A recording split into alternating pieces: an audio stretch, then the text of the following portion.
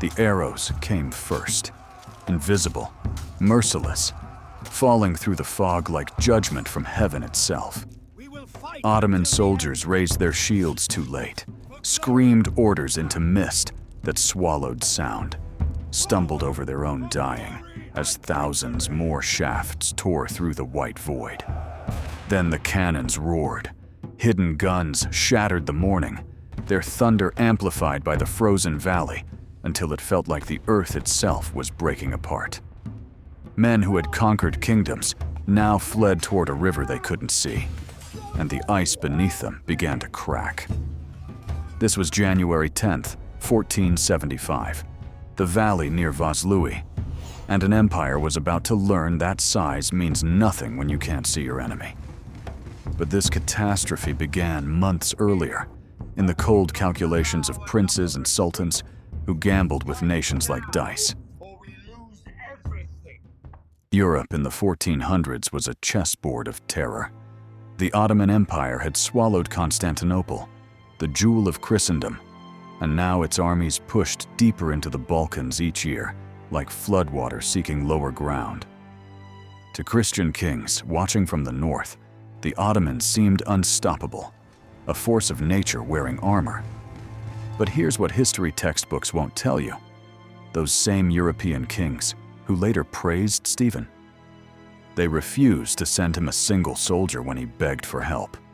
Let that sink in. Between this rising empire and the heart of Europe sat Moldavia, a small principality of forests, rivers, and hills. Not wealthy, not powerful, not protected by mighty alliances. What Moldavia had was location, the gateway into Poland, Hungary, and beyond.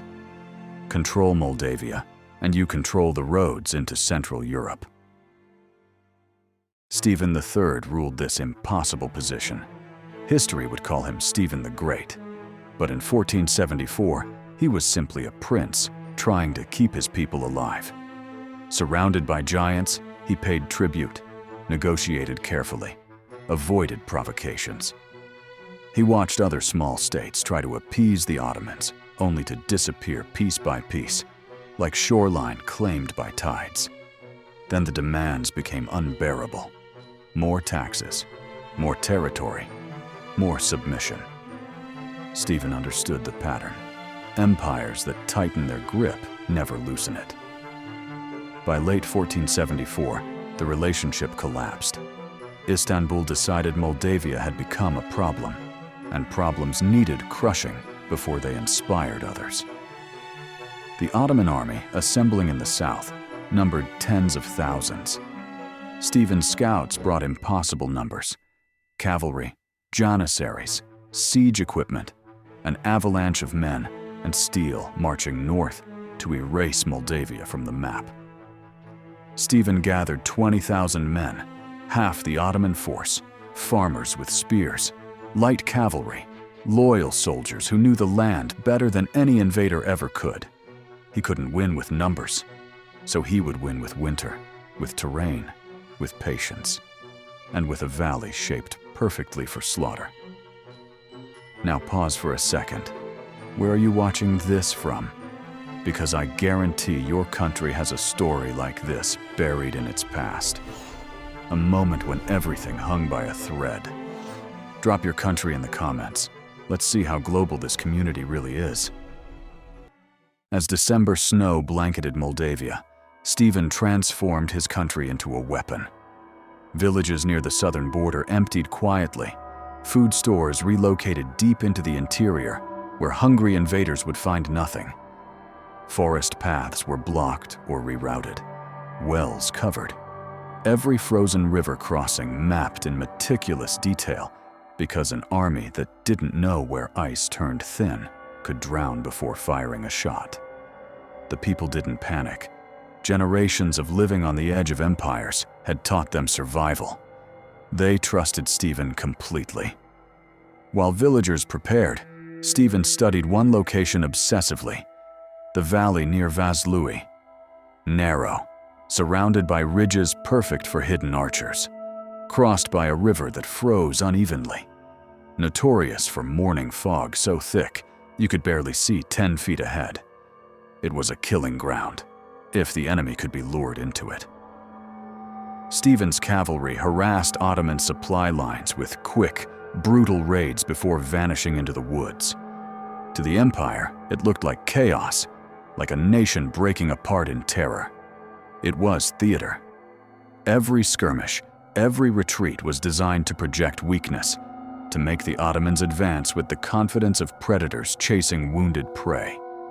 Behind the illusion, Stephen fortified the valley, trenches dug beneath snow, cannons on sleds positioned in the tree line, archers stationed behind ridges. Every position chosen for maximum devastation, minimum visibility. When word came that the Ottoman army had crossed into Moldavia, Stephen smiled grimly. They were marching exactly where he wanted them. January 10th dawned with fog so dense the valley disappeared. Perfect. The Ottoman columns pushed forward, boots crunching snow, believing the Moldavians were retreating further north. The fog hid everything, including thousands of Moldavian soldiers positioned on the ridges above them, waiting in absolute silence. Then the war horns sounded, soft at first, echoing from multiple directions, as if the valley itself had awakened. The Ottomans slowed, searching the mist. The arrows fell like a biblical plague, hundreds, then thousands, raining down from heights the Ottomans couldn't see. Shields splintered, men screamed. Officers shouted conflicting orders into fog that made direction meaningless. Cannons erupted next, thunder from nowhere, shot tearing through Ottoman formations. Before they could regroup, Moldavian cavalry burst from the mist like demons, striking flanks and vanishing before counterattacks could form. The disciplined Ottoman infantry found themselves fighting ghosts. Panic rippled through the valley. Units retreated into their own allies. Officers gave orders no one could hear.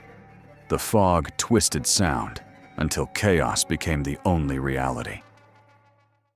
Stephen watched from his concealed ridge, waiting for the perfect moment. When Ottoman confusion reached its peak, he signaled the charge. His main force descended like an avalanche. Infantry and elite guards crashing into an enemy already blinded, scattered, and exhausted. The valley exploded into hell. Steel rang against steel. Horses slipped on frozen blood. The desperate Ottomans tried falling back across the river, but arrows targeted the ice.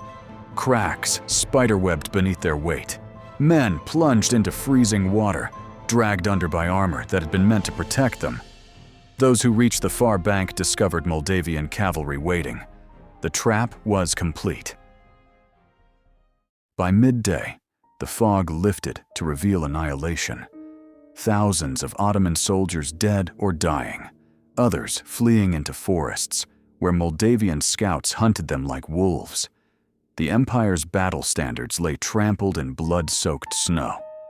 Stephen didn't celebrate. He rode through the aftermath, ensuring the threat was truly broken, then sent messengers racing across Europe with one message. If Moldavia had fallen today, the Ottomans would be at your gates tomorrow. Church bells rang from Rome to Krakow. The Pope called Stephen a champion of Christendom. Chronicles spoke of the battle with awe, as if recording a miracle. But Stephen knew the truth as he stood in that silent valley at dusk, watching torches flicker across the snow. This wasn't the end, only a warning. The Empire would return, angrier and more determined. Yet for one frozen morning, a small nation had refused to die. And because Moldavia survived, Europe had bought itself time to breathe. The fog had lifted, but the memory of what happened beneath it would haunt the Ottoman Empire for generations. Here's the question nobody asks. What if Stephen had lost? What if those 20,000 Moldavians had broken and run? The Ottomans would have had a clear road into Poland and Hungary within weeks. The entire map of Europe could look completely different today. Think about that. One battle, one foggy morning, one leader who refused to surrender. And yet, how many of you had even heard of Stephen the Great before clicking this video? That's exactly why our small team spends countless hours digging through archives, translating manuscripts, and reconstructing these forgotten moments of history. Stories like this deserve to be remembered, not buried in academic journals nobody reads. If this story moved you, if it made you see history differently, we'd be incredibly grateful if you'd hit that like button and subscribe to the channel. It genuinely helps us continue bringing these almost forgotten pieces of history back to life. And turn on notifications so you're first to see our next story. Because trust me, what we're uncovering next is even more unbelievable. Now tell me, was Stephen a military genius, or did he just get incredibly lucky with the weather? Comment below. I have a feeling this one's going to start some arguments.